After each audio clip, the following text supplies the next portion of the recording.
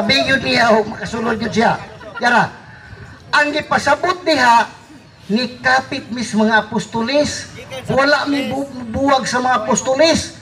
Gani, timailan na sa pagpasakit ni San Pablo sa pagsangyaw, miabot siya sa gitawag Espanya, ug ang Espanya nga sangyawan, mo say nagsangyaw sa Pilipinas.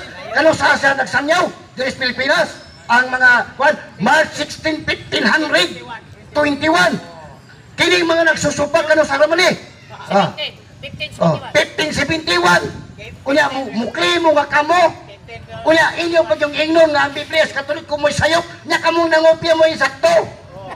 Asa mo na nga balaod na. Okay, tanawa ha. Deny gid siya, deny gid sa maayo niya. Ingon siya ni kapid lang daw siya sa mga apostolis. Buot-buot ang tawag kapid. Oh, ni kapid lang daw siya sa mga apostolis. Karon ako pangutana karon kay ni kapid man mo sa mga apostolis, dito man ako kabasihanan sa mga apostolis. Now, ako pangutana kay dito man ni kapid sa mga asa may mabasa nga bunyag sa mga apostolis, bunyag niyo panagsama. Ngano nagbautismo mga bata ngoy buot. Ang mga apostolis wala man nagbautismo og sa kabata. Oh, wala man siya nagbunyag sa kabata, wala kay makita nga bunyag o bautismo sa bata sa mga apostolis. Oh. Okay. Kaya mga yung mga nikapid mo. Ganahan na nga na. O ay, kuha. Ate, basi gusto kay ka mo basa na. Pastor, kumusta pastor? Asa mabasa ha? Kaya matapos nikapid mo sa mga apostolis. Iya ka yung bautismo sa kuhay man sa mga apostolis. Oh.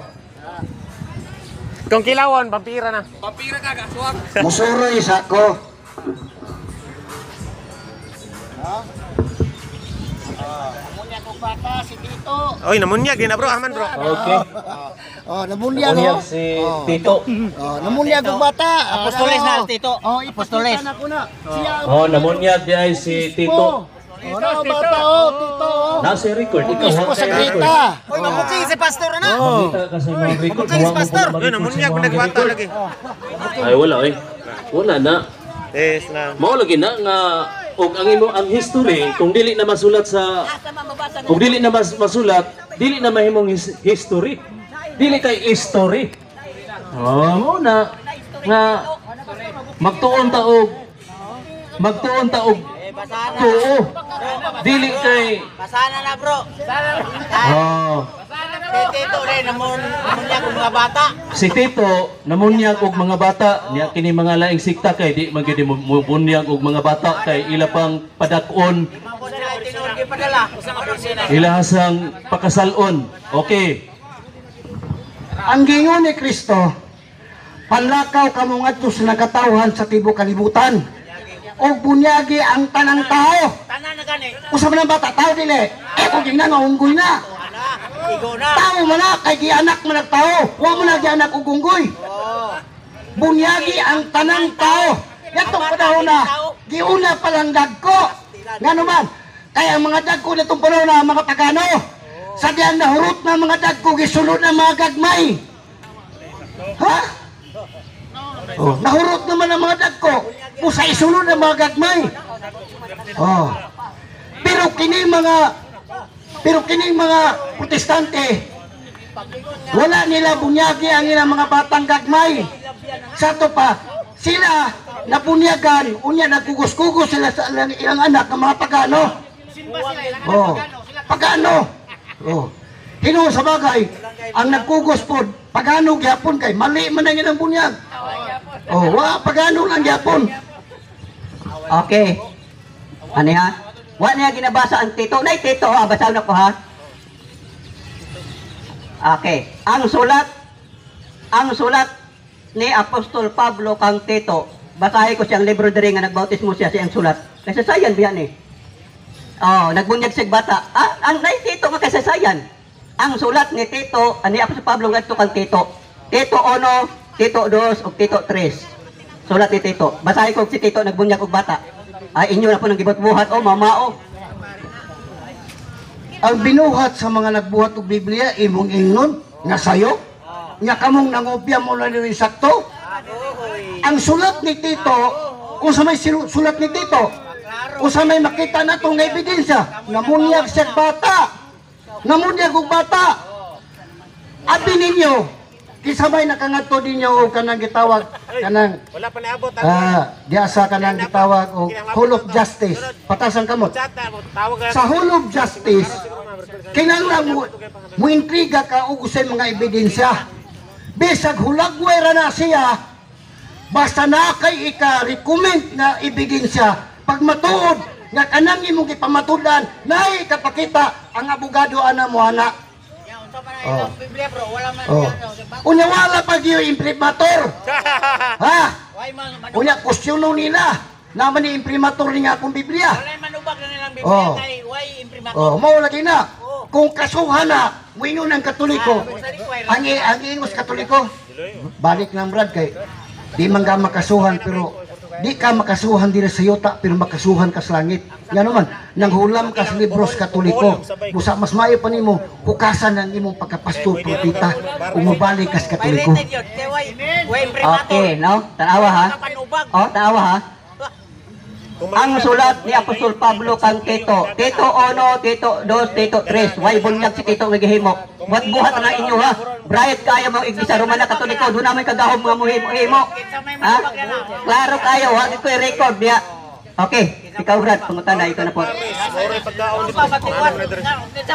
Dara, kanang inyong Biblia unta kung wala pa ninyo na ikurakot, naadyo unta na. Oh. Tanawa, namo ko ebidensya, na ako'y Biblia.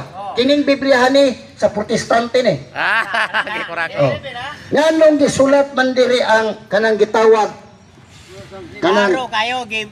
nganong gisulat man diri ang Katoliko. Di kurakot eh. Oh. Kurakot, oy. Gikurakot ninyo.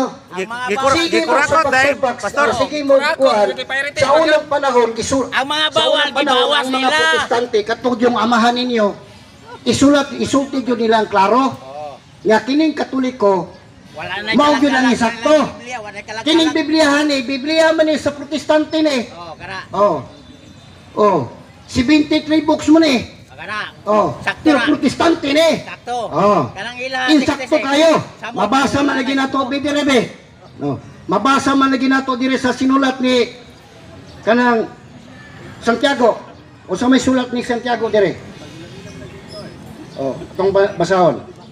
Para maklaro gyud. Uwang day na. Nganong gisulat man eh. Tungod kay ang ilang utok na itong panahon na dili so pakiro. Nagsulti sila sinod aron nga makahimo sila membro. Mo ni ilang gisulti. Ingon dire, unang sulat ni Santiago, bukod pa sa tatlo pang sulat ni San Pablo, ay may 7 pang sulat na pang daigdig o Katoliko. Why? Isa kay Santiago, 2 kay San Pedro, 3 kay San Juan, ang isa kay San Judas. Ang mga ito ay tinawag na Katoliko sapagkat nakaukol sa iba't ibang katipunang Kristiyano ng Iglesia. Klaro kayo. Di ba puting klaro ha? Protestante. Protestante na eh. Pa John. Ningo, kisa itong ningo nga, ang reliyon nila makaluwas, tanawag na nato iba makaluwas. Kining ilang Biblia, nga sa ilang amahan kaniya to, gisulat. Ingon dire. Martin Luther. Mga sulat ni San Pedro. Si Simon na tinawag na Sipas o Pedro, bato, ang ating Panginoon. San Juan 1:42, San Mateo 16:19, ang prinsipi ng mga apostol at kastasang pinuno ng Iglesia, isang kapangyarihan na pinakaloob ng Panginoong Kristo. Tapos muling pagkabuhay at nag-aral siya sa Jerusalem at Palestina patungo sa Roma at dito siya namatay noong martir noong taong 67. Ang mga sulat ay nakalaan sa katipunang Kristiyano ng Iglesia Asia Minor na linigalig sa kanilang kababayan dahil sa kanilang bagong reliyon. Hinimok sila ni San Pedro na maging matatag ni reliyon ni Kristo sa kabila ng pag-uusig ng mga kaway sapagkat ito ang tunay na relihiyon. Unsang relihiyon na? Iglesia Katolika Apostolika Romana. Yeah, balak na pastor. Kung maingon di ka, nga dili tinuod ang Iglesia Katolika. Nga kining Biblia niya ang nagsulti pa yun. Kuan pa yun, ganang Protestante pa yun. Dili pa yun is Katoliko. Mao lagi nila nakadaot. Sige mo supak-supak. Nya pagkahuman pa. Oh. May reliyon. Sus, walang Ano abot. ay reliyon makaluwas? Walang abot ni Ito pastor ang sa tunay na UCCP. reliyon. Reliyon. Ihaw. Yung cellphone. Unsang reliyon na? Katoliko! Katoliko! Text mo ko, pananapan sa ina. Katoliko! Amen.